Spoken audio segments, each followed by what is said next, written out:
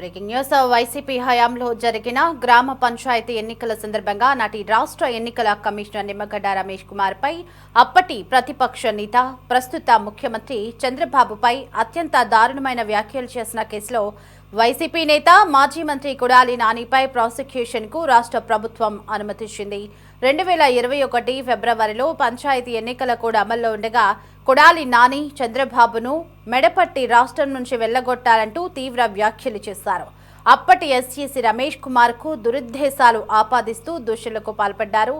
ఈ వ్యాఖ్యలు ఎన్నికల ప్రవర్తన నియమావళి ఉల్లంఘనేనని, నానిపై చర్యలు తీసుకోవాలంటూ రాష్ట్ర ఎన్నికల సంఘం సంయుక్త కార్యదర్శి అప్పట్లో కృష్ణా జిల్లా ఎస్పీకి నివేదిక పంపారు.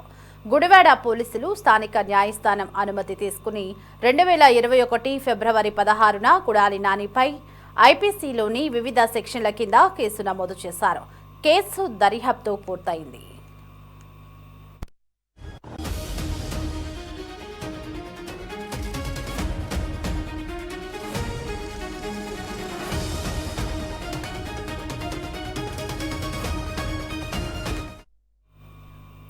అప్పట్లో కొడాలి నాని పౌర సరఫరాల శాఖ మంత్రిగా పదవిలో ఉన్నందున ఆయనపై నమోదైన కేసును న్యాయస్థానం విచారించాలంటే ప్రాసిక్యూషన్ అనుమతి తప్పనిసరి. దీన్ని ప్రభుత్వం మంజూరు చేయకపోతే పోలీసులు అభియోగ పత్రం దాఖలు చేసిన కోర్టు ఆ కేసును విచారణకు స్వీకరించదు. ఇక ఈ నేపథ్యంలోనే కృష్ణా జిల్లా కలెక్టర్ నుంచి అందిన ప్రతిపాదనల మేరకు కేసు రికార్డులను నిశ్చింతగా పరిశీలించిన ప్రభుత్వం నానిపై నమోదైన కేసుకు సంబంధించి ప్రాథమిక ఆధారాలు ఉన్నాయని నిర్ధారించింది.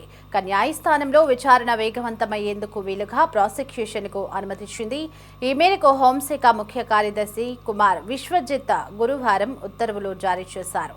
రైట్గా ఇదే అంశానికి సంబంధించి మరింత సమాచారం మా కరెస్పాండెంట్ రామకృష్ణ ఫోన్లో అందించడానికి మనకి అందుబాటులో ఉన్నారు.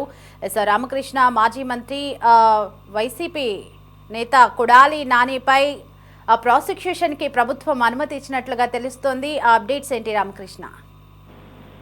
దేవి, వైసీపీ హయాంలో జరిగినటువంటి గ్రామ పంచాయతీ ఎన్నికల సందర్భంగా మాజీ మంత్రి వైసీపీ నేత కొడాలి నానిపై ప్రాసిక్యూషన్ కు రాష్ట్ర ప్రభుత్వం అనుమతించింది. ఆయన ఆ రోజు చేసినటువంటి వ్యాఖ్యల నేపథ్యంలో ప్రస్తుతం అయితే రాష్ట్ర ప్రభుత్వం ఈ నిర్ణయం తీసుకుంది. దీంతో 5 ఏళ్లుగా కొనసాగుతున్నటువంటి కేసు విచారణలో కీలక పరిణామం చోటు చేసుకుంది. 2021 ఫిబ్రవరిలో రాష్ట్రంలో పంచాయతీ ఎన్నికలు జరుగుతున్నటువంటి సమయంలో ఎన్నికల ప్రవర్తన నియమావళి ఆ రోజు అమల్లో ఆ సమయంలో అప్పటి ప్రతిపక్ష నేత ప్రస్తుత ముఖ్యమంత్రిగా ఉన్నటువంటి చంద్రబాబు నాయుడు, అలాగే ఆ రోజు రాష్ట్ర ఎన్నికల కమిషనర్ గా ఉన్నటువంటి నిమ్మగడ్డ రమేష్ కుమార్ మీద కొడాలి నాని తీవ్ర వ్యాఖ్యలు చేశారు. ముఖ్యంగా చంద్రబాబును రాష్ట్రం నుంచి మెడపట్టి వెళ్లగొట్టాలంటూ కూడా వ్యాఖ్యలు, అలాగే ఎన్నికల కమిషన్ పై చేసిన ఆరోపణలు పెద్ద ఎత్తున వివాదానికి దారితీస్తే ఈ వ్యాఖ్యలు ఎన్నికల ప్రవర్తన నియమావళిని ఉల్లంఘించాయని కూడా భావించిన రాష్ట్ర ఎన్నికల సంఘం అప్పట్లో కృష్ణా జిల్లా ఎస్పీకి నివేదిక పంపింది. ఆ తర్వాత గుడివాడ పోలీసులు స్థానిక కోర్టు అనుమతి తీసుకుని 2021 ఫిబ్రవరి 16న కొడాలి నానిపై వివిధ సెక్షన్ల కింద కేసు నమోదు చేశారు. కేసుకు సంబంధించినటువంటి దర్యాప్తును పూర్తి చేసి సంబంధిత ఆధారాలను కూడా సేకరించడం జరిగింది.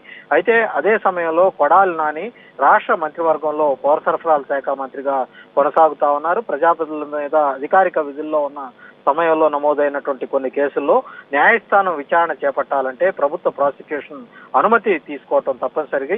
అయితే ఈ అనుమతి లేకుండా పోలీసులు ఛార్జ్షీట్ దాఖలు చేసినా కోర్టు కేసును విచారణకు స్వీకరించే అవకాశం ఉండదు. ఈ నేపథ్యంలో కృష్ణా జిల్లా కలెక్టర్ నుంచి అందిన ప్రతిపాదనలు, పోలీసుల దర్యాప్తు నివేదికలు, కేసుకు సంబంధించినటువంటి రికార్డులను రాష్ట్ర ప్రభుత్వం సమగ్రంగా పరిశీలించింది.